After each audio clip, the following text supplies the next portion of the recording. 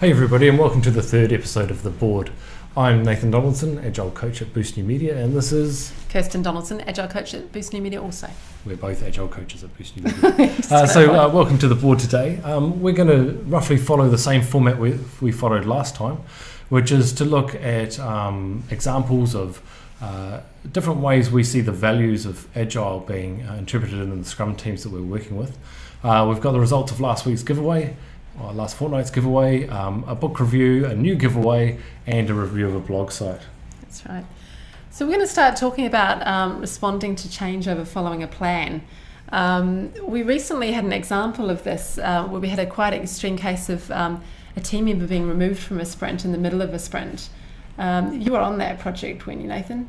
So I was coaching one of the Scrum Masters on that project, and what happened was they were part of the way through a sprint when another part of the organisation took one of the key developers out of the Scrum and put them onto another project.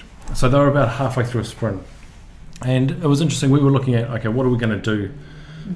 What's our how are we going to coach the product owner and the team through this? And what we ended up doing in consultation with the product owner was doing an abnormal termination of the sprint and then replanning that sprint to take account of the resources which were now available.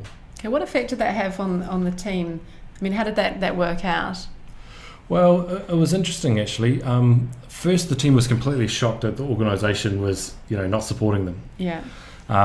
They were essentially had the heart ripped out of the team. Yeah.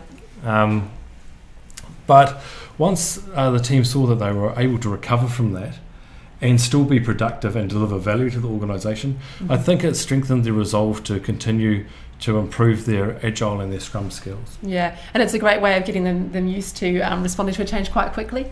Yeah, because definitely. As a coach, your advice was to move quite quickly to do something about this, right? Yeah, that's right. I mean, it would have been easy to muddle along, perhaps be blocked on a number of stories because they would be partially started or partially finished. Right. So really, we see this as an example of responding to change rather than following a plan. So even within the framework of Scrum, your sprint backlog is still really a plan. Yeah. And so sometimes when we look at these values, we're always thinking of them in terms of the way we used to do things. But I think it's really important that you still consider them in terms of what you're doing now as well. Yeah. Okay, that's a great example. Does anyone in the audience have any questions that they'd like to ask about that, or would like to make any suggestions, or had some better ideas of how we could have handled that? We'd love to hear from you.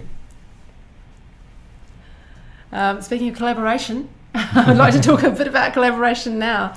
And in Scrum, we talk a lot about collaborating with teams and clients to come up with ways of working rather than sticking to things like contracts, things like that. I think one example of this is when at the start of the project we sit down and we look at doing a team charter. One of the items in that team charter is the done definition. So we all agree on what the definition of finishing a story is. So we'll look at things like has it been tested, has it been committed to the Git repository and things like that, has it been delivered to the client via our communication tools. So that's an example of a co-construction of that, right? So it's right. Sort of a form of contract negotiation. That's right, but we do it together, in person. And we all agree at the same time rather than setting things out in a dictatorial way. So I think the key is really that that's a living document, that it changes over time. So the idea of customer collaboration over contract negotiation is that yes, you've negotiated that a form of contract at the start of the project perhaps, but as you go through the process of retrospectives, you collaborate together to renegotiate and to reset those parameters, and that's really embracing the values of Agile to get the most out of that framework. It is. And it's part of responding to change as well. If something does need to change in the team charter or in the done definition, we can discuss that during a retrospective and update it. It's part of our inspect and adapt cycle that we're not adverse to making changes. It's not set in stone if it's not working. Yeah, and I think we don't need to wait until we're in a retrospective, Sure. these changes can happen at any time, and the key is really to collaborate with the customer to make these changes. So to help them to understand why they might be needed or what the benefit might be, have a constructive conversation about it, and then make a decision and move forward. That's right. Cool. So who won the giveaway last week, Nathan? I'm not sure, Kirsten. Who did? It was Mike Lowry, I believe. Mike Lowry. Congratulations, Mike Lowry. So I'm not sure if Mike's watching us today, but I'll leave a note here in case he comes partway through. So what did he win? Was it the book? Yeah, it was the book. And so, Mike, if you send us an email, let us know whether you would like an ebook or a physical book, and we'll get that out to you this week. So you've got a book review for us, Kirsten. I do. This book is called The Power of Scrum. This was actually recommended to us by someone who came to one of our Scrum workshops. He'd read it in Dutch. He's a Dutch guy. But we tracked down the English translation. And basically, this is a fable. So it's based on a novel format whereby a CTO for a big company, is working on a failing project. And he meets this mysterious chap in a bar, and they start talking about Scrum and a better way of doing things. Was that mysterious chap Gavin? No. Because he is often in bars, so it could have been Gavin. But it wasn't him. It was actually a fictional character. Oh, fictional character. Nathan, okay, sure. Perhaps based on Gavin, but not actually Gavin. Okay, understandable. So basically, I quite like this book because I like the easy reading style. I mean, it's not particularly well written, but because it's a novel, it's a really easy way to learn about Scrum. Often with the other books that we've looked at, there's case studies, which I find great as well, talking about real situations. This book is talking about a real situation throughout, or at least a fictionalisation of a real situation. And perhaps we can give it the benefit of the doubt and say that it's not the best translation in the world, and perhaps the original Dutch version was extremely well written. That's right. So we're going to do a giveaway of this book. It will be the English version, not the Dutch version. Unless you happen to be Dutch, in which case we will source the Dutch version for you. Will we? All right. Okay. Yep. So I'd recommend it. I mean, especially for someone new to Scrum who's finding some of the weightier books a bit daunting. Right. A lot of the books have a lot of pages in them. This is a little less dry, a little bit more approachable. And as far as I can tell, it's getting everything right when it's talking about Scrum. There's nothing I can see that's not accurate in here, and it does have this nice summary at the end of each chapter summarising the points they've talked about as well. So and so who do you think would be the ideal target audience for this book? Someone new to Scrum, someone who needs a bit more of a narrative. I think when we talk about Scrum initially, there's a lot comes at you all at once. We sit down and we do sessions with people. And you get a lot to think about, all the artifacts, all the activities, and it's sort of blattered at you. This is a more gentle way of delving into it, I think. Great. And so if anybody's read it in the audience today, we'd love to, have your 5-word review, and we'll pass that on to the audience as well. So what else have you been looking at this week, Kirsten? Well, we've been looking at blogs this week. We like to keep up with the world of Agile via blogs. And one that came up, which we tweeted about earlier in the week, was a blog called allaboutagile.com. Mm-hmm. And so that blog had some really useful stuff about the practice of Agile. He uses guest bloggers, he does book reviews, he talks about the activities of Agile. There's a good guest post he's got on there about retrospectives and how people approach them. So there's all sorts of practical everyday things. I think also he includes a lot of stuff on relating sort of older style management to Scrum, so talking about how business analysts might fit into Scrum and things like that. So really useful for organisations who are perhaps in transition. And so for those sort of government departments or enterprise type situations. And in fact, there is a post on there about using Scrum in a government organisation, which I think would be useful. To us and to a lot of other people, particularly in Wellington. Great, and we've got a couple of comments in here.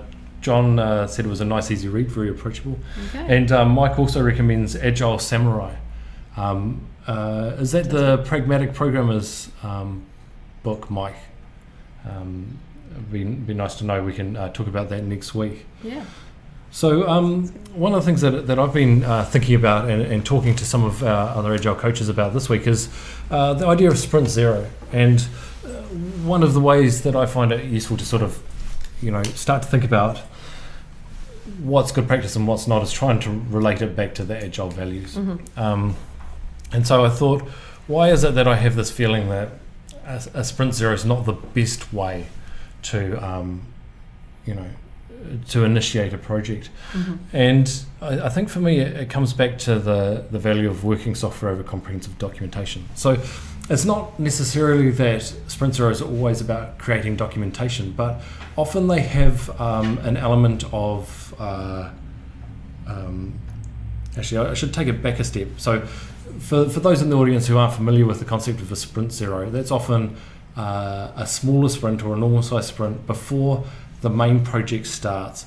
Often seen as a way to get infrastructure ready, or to do some architecture work or some design or wireframes. When we have done them in the past, they've usually been 1 week in front of 2 week sprints going further forward. So over the years, what I've come to think is that really it's just another way to do some specification up front, and more specification than is needed. And what I see as more useful now is starting with sprint 1, writing the stories so that the very first story maybe will push through the whole stack from infrastructure to something user visible or customer visible, and delivers a really tiny increment of value as a more effective means of getting that emergent architecture underway.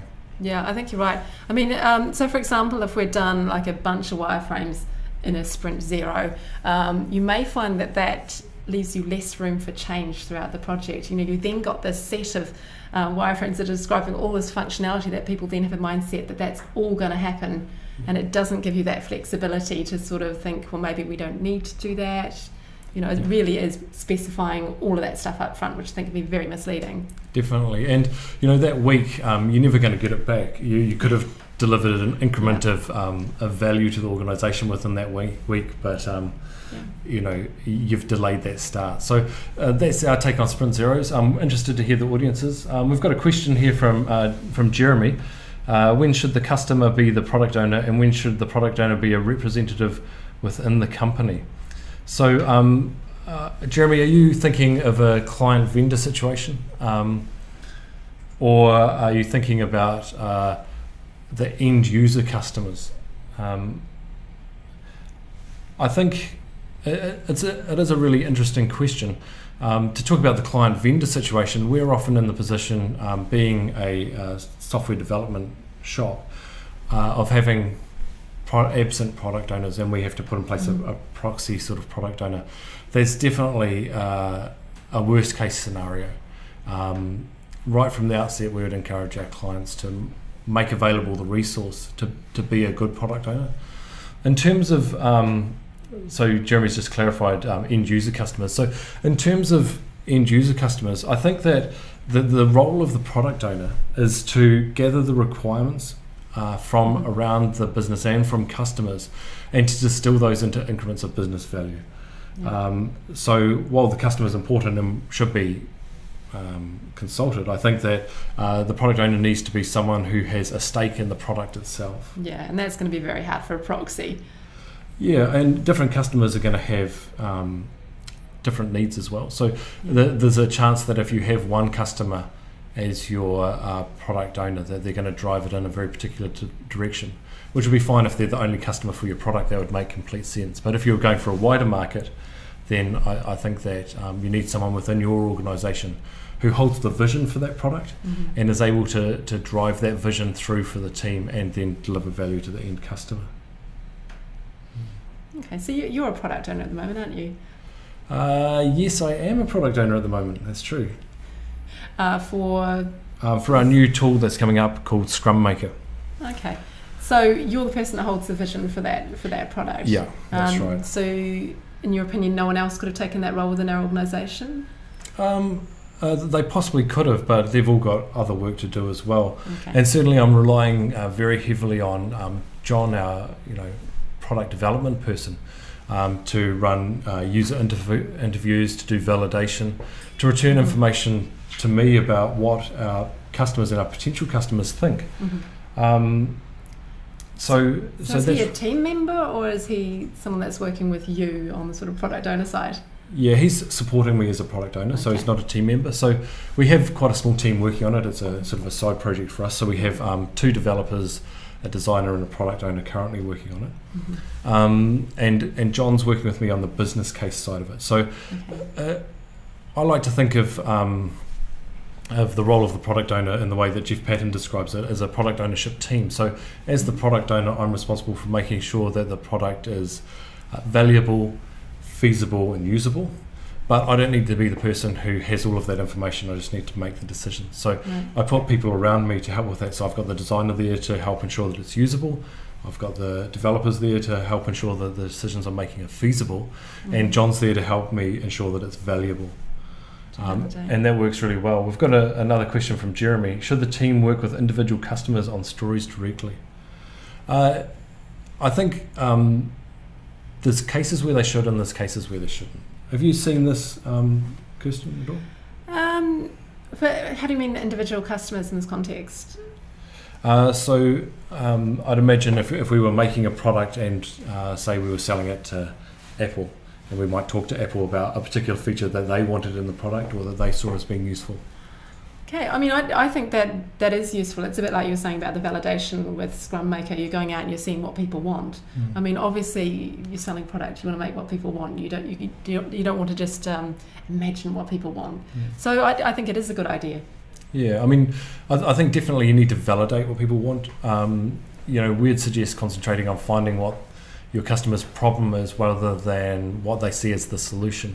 On a lot of the projects that we work on, we run usability studies where we will be out in the customer's environment, bringing in their customers to use the tools.